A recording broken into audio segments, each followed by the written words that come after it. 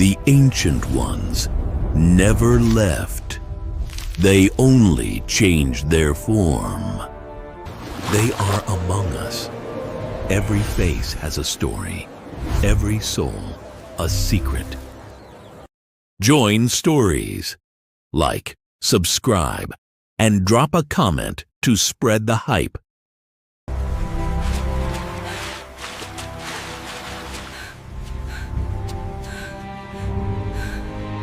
Why are you here? I told you I would come back for you.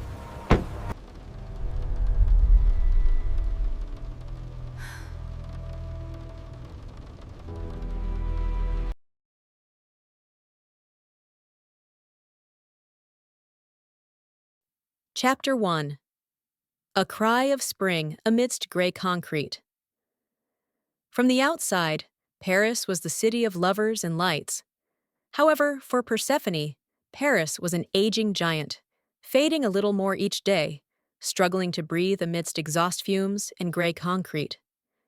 She lived a life isolated from the outside noise, within the greenhouses deep inside the Jardin des Plantes.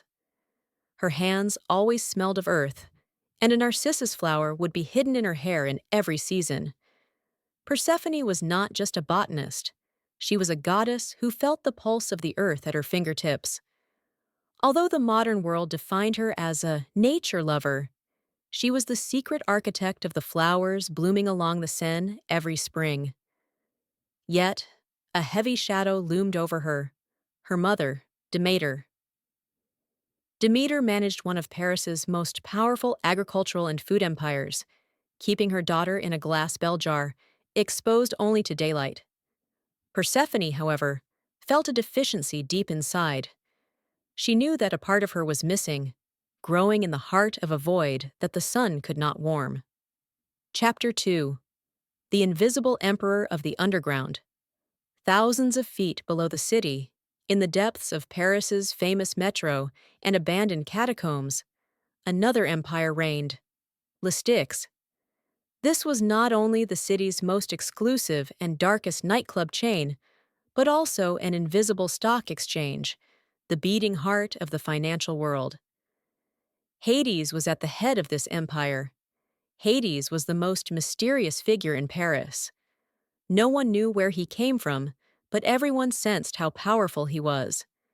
With his razor-sharp black suits, pale skin, and the thousand-year weariness in his eyes, he was the invisible master of the modern world. He managed all the city's waste, all its secrets, all its losers, and its hidden riches. In his world, the sun never rose. The cold light of crystal chandeliers would echo on black marble floors. Hades was imprisoned in an immortal loneliness. While his brothers danced in the lights above, he shouldered that heavy, silent responsibility that kept the foundations of Paris standing. Until that rainy Tuesday evening. Chapter 3. A Collision on Pont Neuf. Paris was pouring down one of its famous heavy rains. Persephone had left the Jardin des Plantes with a rare lily pot in her arms, running quickly toward the metro entrance. The wind was tossing her narcissus-scented hair. Right in the middle of the Pont Neuf bridge, a black Bentley pulled up silently beside her. The back door opened, and a cold, metallic, but equally inviting aura spread outside. Hades stepped out of the car, holding a black umbrella with a silver handle. Persephone stopped. Time seemed to freeze like the Seine at that moment. Hades was shaken by an energy he could not control for the first time in his life. The woman before him was soaked to the skin under the rain, but the air around her smelled of fresh earth and awakening nature. The first crack in Hades's icy heart formed at that moment. "I won't insist," said Hades. His voice was as smooth and dark as the most expensive wines. "But it will damage your storm lilies. Let me drop you off where you're going." When Persephone looked into the man's ice-blue eyes, she felt as if she were standing on the edge of a cliff. There was no sun inside this man, but there was a loneliness as bright as the stars. She sensed a danger, but this danger was much more attractive than her mother's safe garden. "You don't know where I'm going," Persephone whispered. Hades smiled slightly. It was like the sound of doors opening in the deepest cellars of Paris. "I am the Lord of the Underground. Every path you want to take ends up reaching me." Chapter 4. The Threshold and the Choice. When Hades' smooth but authoritative voice cut through the noise of the rain like a knife, Persephone hesitated. The dim amber light leaking from the open door of the Bentley stretched across the wet asphalt like a golden path. Persephone looked at the narcissus pot she held tightly in one hand, and at this dark stranger waiting for her in the other. A voice inside was whispering that the moment she stepped through this door, her life would never be as it was before. This was not just an escape from the rain. It was a step taken from Demeter's predictable world toward the unknown depths of Paris. "I'm coming," said Persephone. Even though her voice was almost lost in the wind, Hades heard her. Hades stepped aside like a gentleman and allowed Persephone to enter. When Persephone settled into the back seat, the door closed, drawing a vacuum-like silence between her and the outside world. The Bentley began to glide through the narrow streets of Paris like a shadow. The air inside the car was heavy and static, unlike the storm outside. Persephone felt the presence of this man beside her in every cell. Hades closed the umbrella, set it aside, and slowly removed his gloves. On his fingers, a heavy black diamond ring engraved with ancient seals was shining. "Why me?" Persephone asked, watching the raindrops on the glass. "Paris is full of thousands of people. Why did you stop that botanist girl on the bridge?" Hades turned slightly toward her. His eyes were shining like a wolf's in the dark. "Because," said Hades, his voice as deep as a confession, "Paris may be full of thousands of people, but only one of them knows how the heart of the earth beats. And I can see that heart has been hungry for a long time." Persephone swallowed. This man was reading her soul like a book. As the car turned into the shadowed back streets of the Louvre Museum, Persephone realized she had entered a path of no return. The Styx that would soon appear before her was not just a nightclub, it would be the gateway to her new kingdom. Chapter 5. At the heart of Styx, the elevator doors opened at a point far below the layered history of Paris, where modern engineering merged with ancient stonework. When Persephone stepped outside, she did not encounter the humid and suffocating underground air she expected. On the contrary, the air was laden with the scent of expensive perfumes, freshly burned outwood, and the sterile but inviting smell of chilled marble. This was Styx, that forbidden zone where the city's dirtiest secrets were served in the most luxurious glasses. Without leaving her side, Hades lightly placed his hand on Persephone's waist. This touch was not one of possession, but guidance. For in this world, everything that was not under Hades' shadow was doomed to be lost. Together, they walked toward the balcony of the main hall. The view below was the complete opposite of Persephone's peaceful world in the Jardin des Plantes. The main hall, resembling a giant amphitheater, was furnished with dark navy and charcoal velvets. On the ceiling, a constellation made of thousands of fiber optic cables was being brought to life. It was as if Hades had imprisoned the sky beneath the earth. The rhythm of the music came from deep within, like the beating of a heart. The people dancing were the rich, the politicians, and the stars of the world above. But here, behind their masks, they all melted into that temporary anonymity Hades offered them. "Everyone here!" whispered Hades, leaning into Persephone's ear. His voice was effective enough to drown out the bass of the music. "They flee from the lights above and take refuge in me, because only in the dark can they see who they truly are." The most striking structure in the hall was the massive statue rising upward from the heart of the venue, right across from the balcony. A giant tree forged from pure silver and blackened steel, with leaves made of sharp crystals. Its roots could be seen through the transparent glass on the floor of the venue.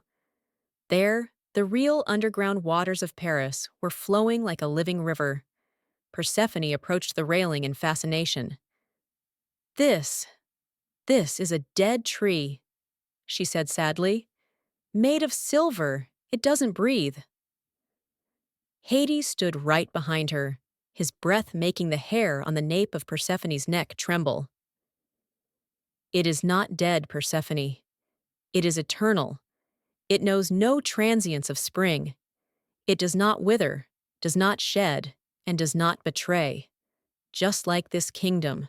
When Persephone extended her hand toward the statue, the green energy spreading from her fingertips left a golden glow on the silver leaves for a brief moment. The metal trembled slightly, as if it had recognized the touch of a goddess. At that moment, a rare astonishment appeared in Hades' eyes. Light and metal, life and eternity had come this close for the first time. The waiters and guards moving inside the venue resembled shadow spirits more with their flawless black suits and expressionless faces. When Hades snapped a finger, an attendant appeared beside them, presenting a silver tray with 2 glasses of amber-colored drink on it. Hades took one of the glasses and handed it to Persephone. "Everything you see here tonight can be at your command," he said, his voice becoming serious. "My mother gave you the flowers, but I offer you those secret wheels that keep the world standing. The heart of Paris beats here, Persephone, and that heart is beating faster now with your arrival." Persephone took the glass but did not drink. She pulled her eyes away from the crowd below and fixed them on Hades' eyes, which resembled vast nights. "Is your heart beating faster too, Hades? Or is it made of silver and cold like this tree?" Hades' answer was silence, but within that silence was hidden a confession that drowned out all the noise of the club. He placed his hand over Persephone's hand. The temperature difference between their skins was the first great collision of opposite worlds. Chapter 6. The taste of forbidden fruit and the surrender of the soul. Hades led Persephone away from the noise of the balcony toward the corridor where the library and private study were located. This corridor was lined with century-old oak panels, unlike the damp walls of Paris. This was the only place where Hades removed his mask. On the table in the middle of the room, the glowing pomegranate we just mentioned was waiting like a sacrifice on a silver tray. Hades left Persephone by the table, slowly took off his jacket, and tossed it aside. As he rolled up the sleeves of his shirt, the ancient tattoos on his arms, maps showing the paths of underground rivers, were glowing indistinctly in the dim light. Hades approached the pomegranate on the table. "Above, under the sun, everything is built on an illusion," he said. "People make promises to each other and do not keep them. Flowers bloom and wither. But here, everything given underground is eternal." He plunged the knife into the thick skin of the pomegranate. When the fruit was split in two, the dark red ruby-like seeds that emerged were like the clotted blood of the earth. "My mother used to say this fruit was poisonous," Persephone said, taking a step closer to the table. "That whoever tastes it can never love daylight again." Hades took out the brightest, fullest seed from inside the fruit with his long fingers. "Your mother was right," he whispered. "Whoever tastes this can no longer be satisfied only with light, because that person would have tasted that immense wealth within the darkness. You can never be just a spring girl again, Persephone. You become my queen." Hades brought that single pomegranate seed at his fingertips close to Persephone's lips. The distance between them decreased so much that Persephone could hear Hades' breath. which was a mixture of mint and cold marble. Persephone hesitated for a moment. She thought of her life above, the familiar scent of the Jardin des Plantes, her mother's suffocating love, the sun rising at the same hour every day. Then she looked at Hades. What she saw in his eyes was not a promised paradise, but a shared hell. And this was something that belonged to her for the first time in her life. With her own hands, she grabbed Hades' wrist and pulled his hand toward her. Without taking her eyes off Hades' eyes, she took that blood-red seed between her lips. The moment the fruit burst, storms broke out in Persephone's mind. The taste was metallic, sweet, and burning. At that moment, the electricity was cut off in all metro lines of Paris. The music below Le Styx fell silent for a second. The blooming spring in Persephone's heart left its place to a power of iron and earth. She was no longer just Core, she was Persephone, the name of destruction and rebirth. Persephone licked her lip, reddened by the juice of the pomegranate, and took another step toward Hades. Hades' distant stance had left its place to an uncontrollable desire. When Hades grabbed Persephone by the waist and pulled her onto the table, the silver tray fell to the floor, echoing with a great noise. "You have condemned me," Persephone whispered, digging her nails into Hades' shoulders. "I have set you free," Hades replied. In the darkness of the room, their breaths, mixing with the sound of the rain outside, were the greatest ritual Paris witnessed that night. Hades' cold skin was warming with that newly awakened glowing fire inside Persephone. Their touches were not just those of a love, but the collision of two universes. Hades had found his queen. Persephone had finally found the throne she would rule. Chapter 7. The Collision of Worlds and the Wrath of Demeter. When morning rose over Paris, the city woke up to a day different than usual. The sky was not gray, but almost the color of ash. All the plants in the Jardin des Plantes had turned pitch black overnight, withering without shedding their leaves. The moment Demeter felt her daughter's absence, she overturned her desk in one of Paris's luxury office towers. Her cry turned all the city's winds into a storm. "He stole her from me!" she screamed. "That underground thief took my spring away from me!" On that day, it started to snow in Paris, even though the calendars showed July. While people ran to their windows in fear, Persephone, waking up in Hades' bed underground, still carried the scent of pomegranate and the warmth of Hades' hands on her skin. The phones were not stopping. The world above was freezing in panic. But Persephone, while leaning against Hades' chest, did not care about the disaster outside. "Your mother is coming," said Hades, stroking her hair. His voice was more determined than ever. "She will want you back. She will pull you upward at the cost of starving the world." Persephone slowly sat up. There was no longer that innocent green in her eyes. A black halo, infected from Hades' world, had formed around her pupils. "Let her come," said Persephone, her voice as authoritative as a queen. "Let her come and see. I no longer smell the flowers, Hades. I decide when the flowers will bloom." Chapter 8. A Great Confrontation in the Shadow of the Eiffel. In the middle of July, Paris was experiencing the darkest and coldest day of its history. The Eiffel Tower rose into the sky like a spear made of ice.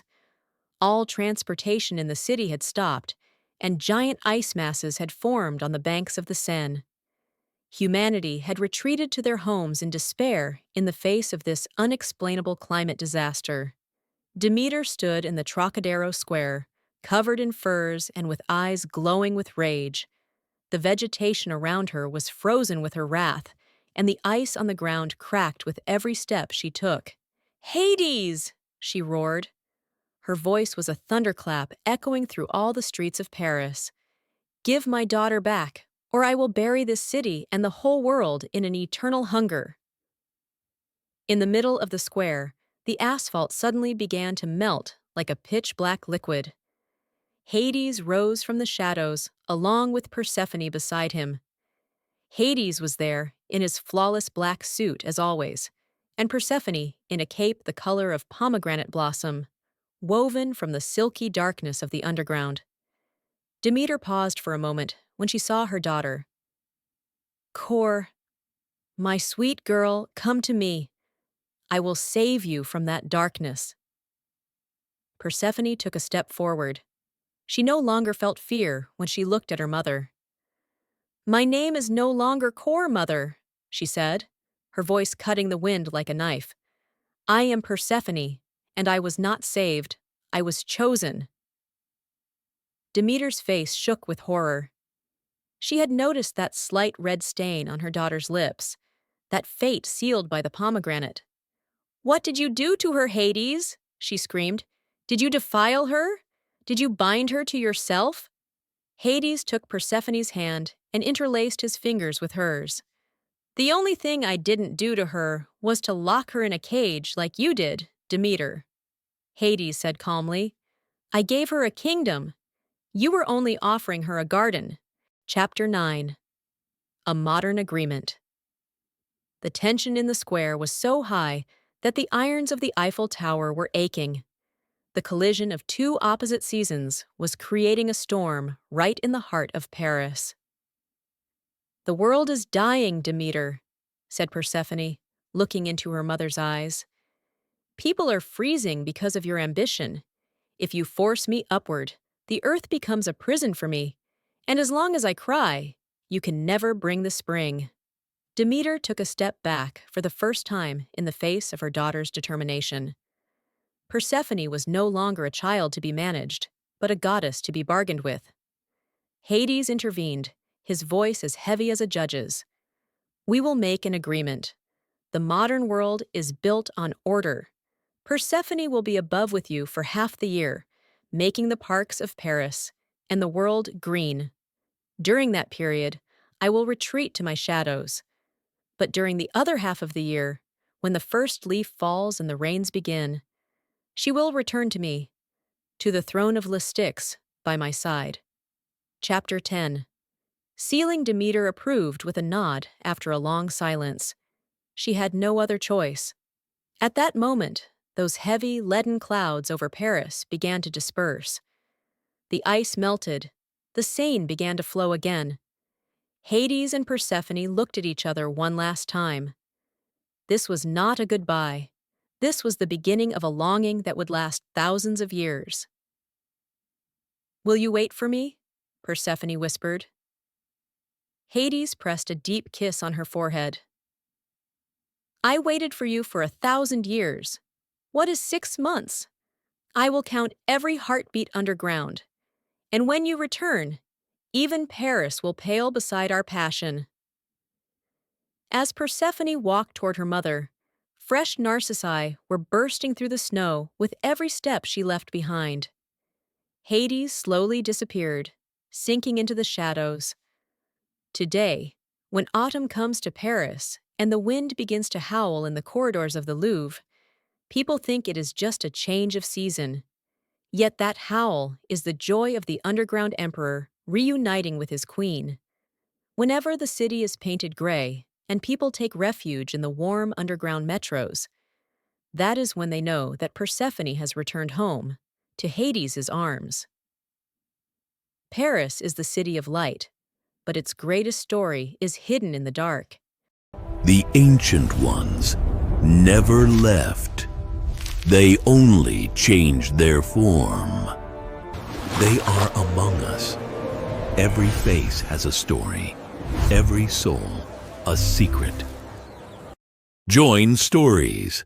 Like, subscribe, and drop a comment to spread the hype.